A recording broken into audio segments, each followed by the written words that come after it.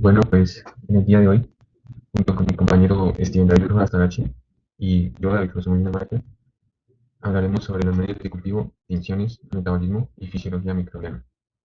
Primero, los medios de cultivo. Se pueden clasificar según su naturaleza. El primero son los naturales, que es usado para sustancias nutricionales complejas. Un ejemplo puede ser caldo nutritivo, que es usado generalmente para el desarrollo de microorganismos. El siguiente son los sintéticos, que es usado para estudios metabólicos y de reproducción. Un ejemplo es el medio de glucosa, que es usado para confirmar la existencia de colonias en las muestras. El siguiente es los semisintéticos, que se usa cuando los microorganismos necesitan nutrientes específicos y se usan materiales orgánicos y sintéticos. Un ejemplo puede ser el agar harina de maíz, que es un cultivo de hongos que estudia la producción de estos mismos. La segunda es según su presentación, que puede ser la primera líquida, que da la posibilidad de tener cultivos con oxígeno o sin oxígeno en grandes cantidades.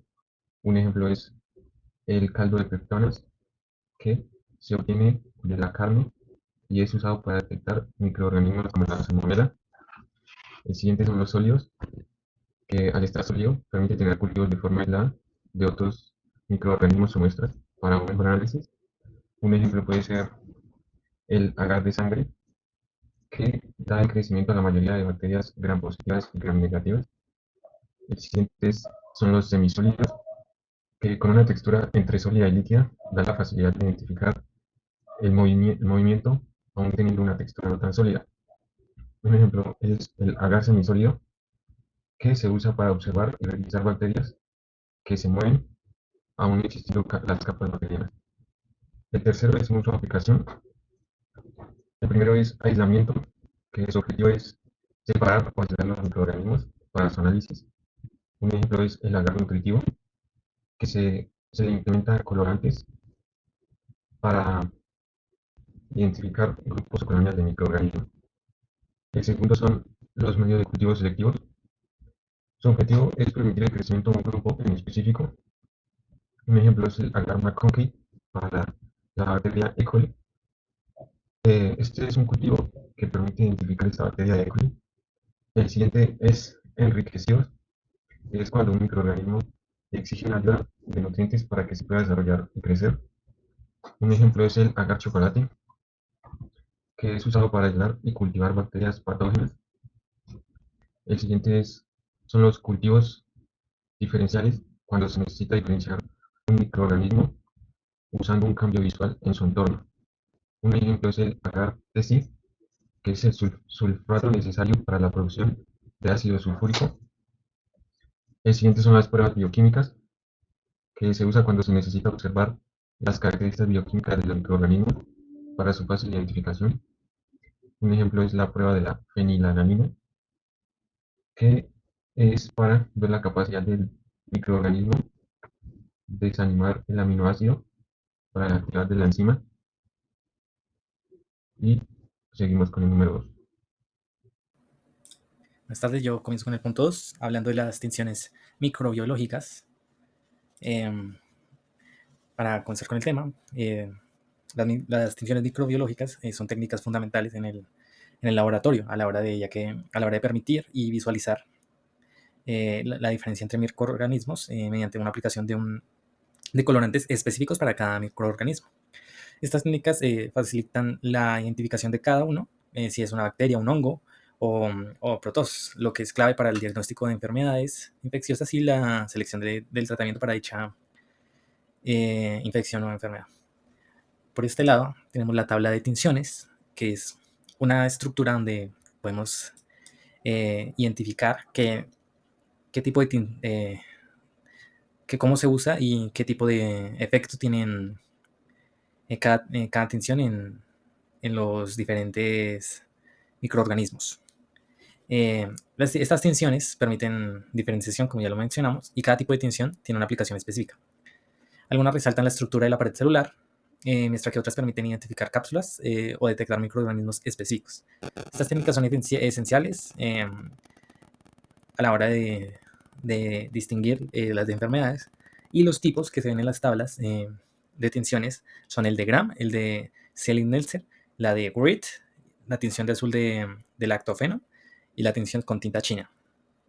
Estos tipos de tensiones tienen como una forma diferente para cada una. En este caso la de Gram es diferencial, igual que la de Slengel y Wright. En cambio, la azul de lactofeno es un tipo de tinción simple y la otra, la con tinta china, es un tipo de tinción negativa. Los colorantes y empleados y la función de cada uno. En este caso, la de Gram es cristal violeta con serafina, en el caso de Gram. La aplicación certifica es la clasificación de las bacterias según su pared celular. Y las patologías. Las patologías que se detectan, en este caso con la de Gram, serían infecciones bacterianas como neumonía, meningitis y infecciones urinarias. Ahora, en el caso de la tensión de Slender-Nelson, los correlantes empleados en este caso son fucsina fenicada. Se tiene las bacterias ácido, alcohol y resistentes y azul de metileno, que hace el contraste. La aplicación de este tipo de tinción detecta o ayuda a la detección de Microbium tuberculosis y otras microbacterias. En este caso, esa bacteria mencionada es la principal en la tuberculosis y parecidas generan enfermedades como puede ser la lepra. En la tinción de Wright, esta tinción diferencial, los colorantes empleados son la eosina, que colorea el citoplasma, y azul de metileno, los núcleos. La aplicación de diagnóstico en este caso es de examen de protis sanguíneos para detectar parásitos.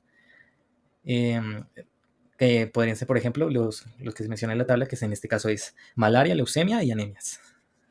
La tinción de azul de lactofeno es simple, es azul de lactofeno, por eso, y resalta la aplicación en este caso resalta las estructuras fúngicas. La aplicación en este caso es identificación de hongos en nuestras clínicas. Y las patologías que se pueden detectar, en este caso los hongos, serían la micosis, candidalisis y aspergiolisis como ejemplos. Y por último, la tinción con tinta china, en este caso negativa, hace contraste con la cápsula transparente. Y la aplicación es la detección de cápsulas en levaduras como Cipotococcus, en Neuformas. Y las patologías que se detectan a través de esto es meningitis y criptocócica.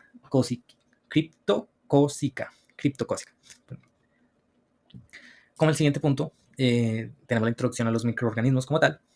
Y los microorganismos son seres vivos, son microscópicos con una gran diversidad biológica en este caso. Tiene varias funciones y pueden encontrarse en casi todos los ambientes, desempeñan roles esenciales y tienen una composición y una materia orgánica que se utiliza generalmente en algunos medicamentos y alimentos. Sin embargo, algunos microorganismos pueden ser patógenos, causando enfermedades en humanos, animales y plantas. Eso sería principalmente. Ahora seguimos con la tabla de los microorganismos. Las diferencias se clasifican en diferentes grupos según su estructura, metabolismo y forma de reproducción, como se vio en las anteriores diapositivas. Para comprender estas características es esencial identificar las enfermedades que pueden causar y los tratamientos adecuados para combatirlas. En la siguiente tabla se resumo las diferencias entre bacterias, virus, hongos, protozoos y aspectos claves como su estructura, metabolismo, reproducción, patologías asociadas y tratamientos disponibles. Ahora comenzamos con las bacterias. Su estructura está a base de, su estructura como tal son procariotas, una pared celular, una gran positiva o negativa. El metabolismo es autótrofas, las bacterias, o heterótrofas. Su reproducción es una fisión binaria. Las patologías que pueden causar en este caso son infecciones respiratorias, urinarias o digestivas. Generalmente su tratamiento es con antibióticos. Un ejemplo de bacterias, se están, a este caso, en los ejemplos que les voy a dejar, no los voy a leer específicamente, pero son unos ejemplos de las bacterias comunes. Como segundo microorganismo, los virus. Su estructura no es no celular, está envuelto en una cápside de proteínas con material genético, ADN o ARN. El metabolismo no tiene un metabolismo propio como tal.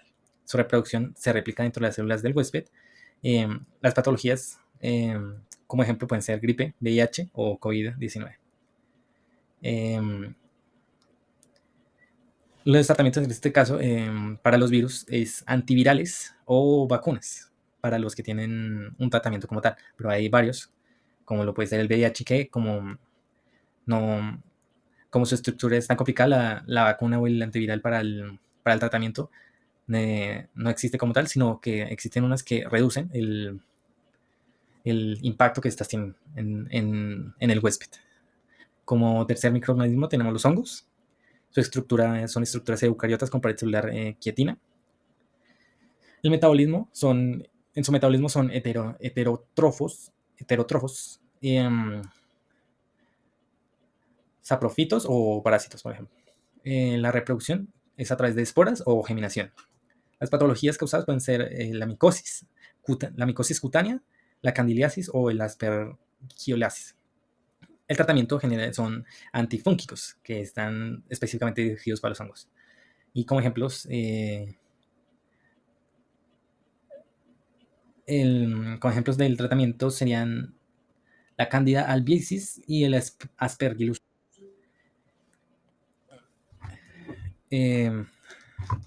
Por último, el microorganismo sería los protozoos.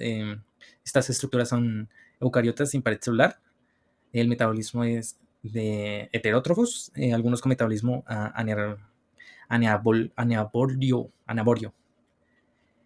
Su reproducción, en este caso, son bipartición, esporlucación o sexual. Las patologías son enfermedades parasitarias, como la malaria o la amebiasis.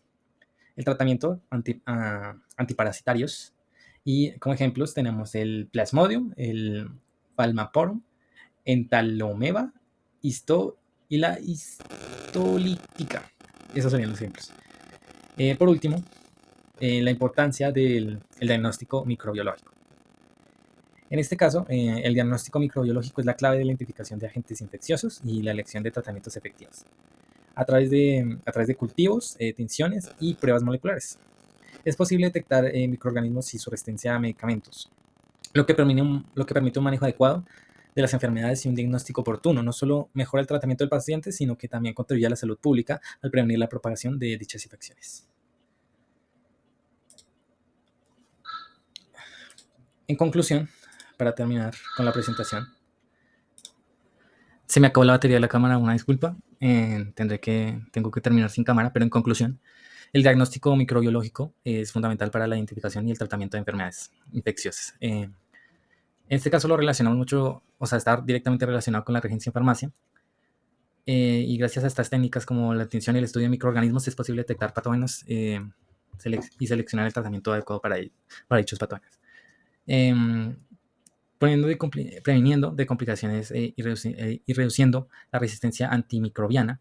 En la regencia en farmacia este conocimiento es esencial, ya que permite garantizar la dispensación responsable de medicamentos antimicrobianos y asesorar a los pacientes sobre el uso adecuado. Además, contribuye al trabajo en equipo con profesionales de salud para optimizar tratamientos y mejorar la seguridad del paciente en hospitales y farmacias. Estos conceptos son claves para dominar no solo para la práctica, sino para también un impacto directo en la salud pública y la lucha contra enfermedades infecciosas. Muchas gracias.